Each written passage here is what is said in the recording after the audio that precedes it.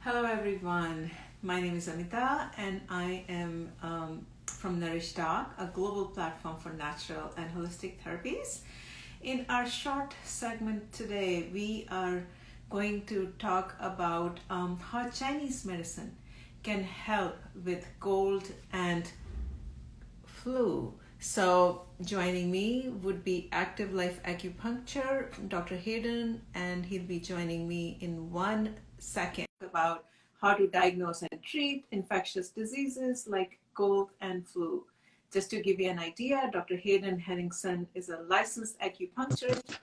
Hi there. I think I can, and doctor of acupuncture and Chinese medicine, and he is founder and of Active Life Acupuncture. Hello, Doctor Hayden. Hi there. Hi there. Good afternoon. Okay, great to see you. We finally made it work. Yes, that's right.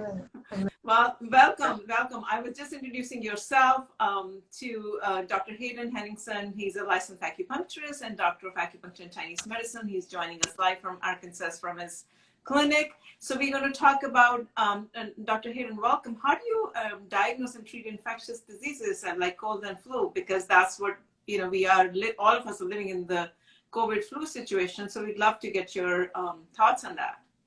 Yeah, it's actually one of the oldest subjects for Chinese herbal medicine. The oldest text we have is really a textbook on virology and epidemiology. So infection we think of in Western medicine or in the Western world as sort of a binary on or off thing. But we know in Chinese medicine in immunology in general that really there's sort of a spectrum of engagement of our immune system with external pathogens.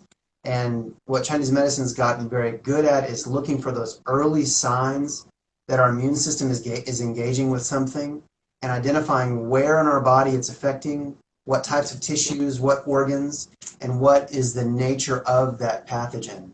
Okay. We would say more virus or bacterial, but they can be a lot of variation in there. So let's say what kind of Chinese medicine is 5,000 years old. So we're talking about historical use, of course, and now modern research. So what kind of modern research and historical use, of course, exists while we're treating viruses with traditional Chinese medicine? Yeah. So actually, there's a long list in the commonly used plant medicines, like in our pharmacy here. There's a long list of ones that have demonstrated antiviral effect. That's usually in animal studies, but oftentimes in cohort studies in hospitals in China or Taiwan.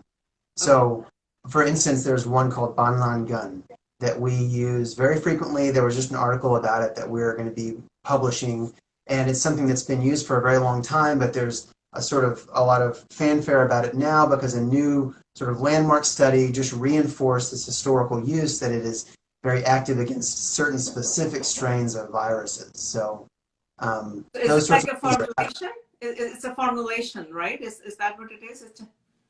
That is a single plant, but there are studies on both individual plants and these they're called classical formulations. Okay. Yeah. So now, right now, all of us are so scared, right, of getting COVID-19. So what all of us can do so to reduce our chances of getting COVID-19, and what can we do? That's a follow-up question after that. First of all, what can we do to reduce our chances so that we don't get COVID-19? That's number one. And yes, go ahead, please. Well, I always like to stress to people with a quickly spreading airborne virus like COVID-19, not dissimilar from influenza A and B, we will all encounter it. So really our first question should be, how can we encounter it in a successful way? Okay. And how can we not unnecessarily increase our exposure to it? So that's where we see a lot of the, avoiding crowded areas, a lot of the controversial use of masks. But beyond all that, leaving that aside, really how can we make the host as strong as possible for when it encounters a pathogen? Mm-hmm. That's really what I pay attention to, because there is no hiding from an airborne virus. That doesn't mean that certain cleanliness, hygiene, and health practices don't make a big difference. Okay. But really, we use immunostimulant herbs. We talk to patients a lot about sleep and dietary habits and exercise habits and outdoor time that really increase immune function demonstratively. So that's where we put a lot of the emphasis. And then in early detection of, oh, my son came home and he has something, or my coworker had something. Yeah. If you have any symptoms, any suspected exposure, do something right then when the herbs have a very good chance of eliminating or kicking out any infectious products. I see. So do you recommend, like, even if we haven't contacted a COVID-19, to start taking some herbs in the morning, like every day, or just to? So then what we're currently doing is based on some big time studies in a research hospital in China, which is taking one small dose a day Okay. of a very general purpose, very safe immunostimulant and mild antiviral mixture. And that's sort of a proprietary thing to us. But it's like babies can take it, old people can take it, anyone can take it. And it will improve your immune system's response. And it's something I do and I have my family do throughout the cold and flu season. And our staff here does it and a lot of our patients do. And people find less incidence of cold and flu if they're doing that. Got it. And you mentioned that there's a lot of research, animal studies that have been done on these particular herbs formulations that, at least in China, if not in US, these immunostimulant herbs that you're talking about, right? Yeah, I mean, throughout really Japan, Taiwan, and Korea and China have the most studies. And really, we have about 10% or less of those studies are even ever translated into English. So there's this huge breadth of knowledge that we don't even get access to. But in my industry, we have a little more access to it for obvious reasons. So we try to glean what we can to help people here. Okay. Do you have a bottle with you or something? How does it come? Is it like a liquid or a tablet, or what is it? Like, maybe our viewers, if people are not watching us live, they can take a look at it after the session. Yeah, so we have two versions of the medicine. We have the raw plant matter, which are dried herbs that are combined into a formula, and those are cooked at home. Or we have hospital-grade pressurized cookers that will make that and seal it into packets for people. That's one option. The more common option, because of ease of use, is that process I just described was done in a high-tech lab in Taiwan, and it was then that liquid was dehydrated and sprayed onto basically potato starch. So that ends up in a sort of powdered bottle. Oh, it's a powdered bottle. Okay. This is one ingredient, and I might use 10, 20, 30 ingredients and grab us an amber bottle too, when we get to patients. We'll combine that into a formula in a single bottle the patient takes home. I'll show you that bottle. And then here's a raw ingredient. This is actually one of our really strong antiviral herbs called Jinghua, or but you make it here, like you get the raw ingredients from China or Japan, wherever, but then you formulate it here in Arkansas, right? That's I get all of mine from Taiwan, but then yes, we do formulate it into a mixture. So then a patient will end up taking something like this with a label with their name on it, and it has a pre-measured spoon that contains a powder. They measure out so many spoons, add warm water, and then drink that decoction. Got it. Very easy to use. It's quick. And it's very potent. About a day's dose of this medicine will be about as strong as a whole bottle of something you buy over the counter. So it's a controlled licensed substance for these plant extracts that we have in our. Okay. There's like a 1 teaspoon. Any questions anyone has? I see quite a few people have joined. You're welcome to ask questions. These are very casual conversations, and you're welcome to ask questions. So this would be like the dosage would be, someone is saying so interesting. You're welcome to ask question. Yeah, I mean, it's very interesting what you're saying. So like 1 teaspoon? It's a gram spoon. So it's usually, it's measured out by the weight per body weight. So a typical dose, say for the immunoprotective, immunostimulant mixture I was telling you about, would be 1 to 3 of these spoons, depending on age and weight, in the morning in a little warm water down the hatch. I have an 18-month-old, and I give him about half a spoon every morning. Oh, and, wow. Okay, so it's safe for so the babies. That would be it's safe for babies. I mean, our youngest patients are 6 weeks, and oldest patients are in their 90s. So we just dose accordingly, prescribe accordingly. And then for a more acute condition, someone might 4 of these 3 times a day. I mean, depending on the issue, the dose can range quite a lot. Yeah, yeah, of course. I mean, this is prevention and management. Of course, if there is anything serious, then they have to go to a hospital or the physician. I mean, that. Absolutely.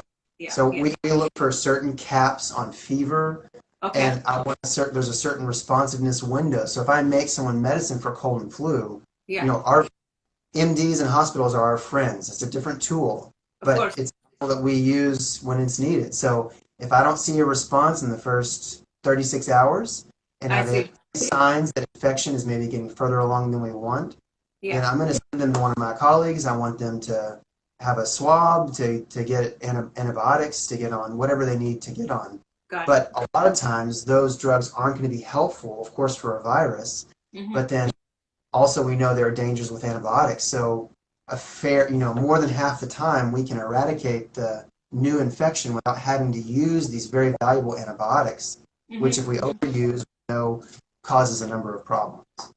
No, I think it's very interesting. I mean, the same thing, we've been talking to other Ayurveda doctors as well, and they also have their version of immunity, right? Immunity building. And the same thing parallel is with the Chinese medicine. Any comments or any feedback from people who have joined? You're welcome to ask us questions. Anything else you'd like to add, Dr. Hayden? I guess on the subject of cold and flu in general, one thing that comes to mind, because most people's normal response is to go see their primary care or urgent care, and there's an unknown very high frequency of misprescribing antibiotics for a viral infection, or only using antibiotics or maybe some antihistamine or a steroid to just control the symptoms of an infection. But a big problem in general, and especially with COVID-19, is what's called post-viral syndrome, or just lingering infectious symptoms.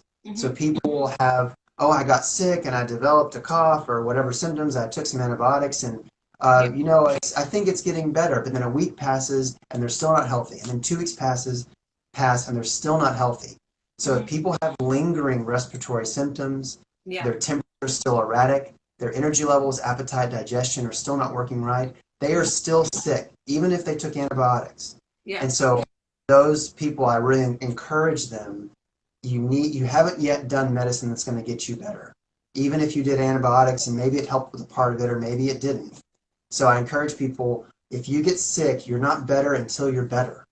So get all the way better, and when you feel back to normal, then it's gone.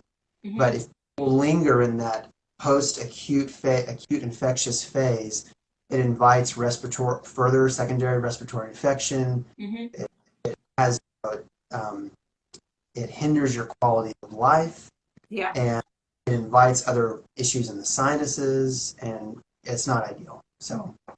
No, this is very useful information. We also do a lot of FB Live where we what? Would you say that again? We do our sessions on Facebook as well, where we also invite live audience to ask you questions. We advertise ahead of time, but I think a lot of us would like to get the details on the formula that you talked about. So maybe maybe you can send us and we will post it right here in right there.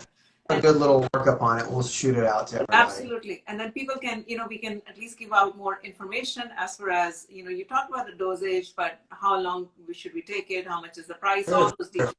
So, okay. And I don't, anything else we should add before we end this session? We can have more sessions if you have time for 15 minutes. People want to know some simple things that they can do for prevention. So we'd love to. It's the other side of Chinese medicine. We have the prescriptive, reactive, remedial phase of treatment, which is valuable. And my big passion, another of my big passions in this medicine, is the other side of that, is what can we all do at home, what can we do in our daily lives to make the host stronger, to make us stronger, to lead healthier, happier lives, and avoid illness to begin with, which I think is a very interesting conversation, but not one people make a lot of money off of in a clinic. So that's right.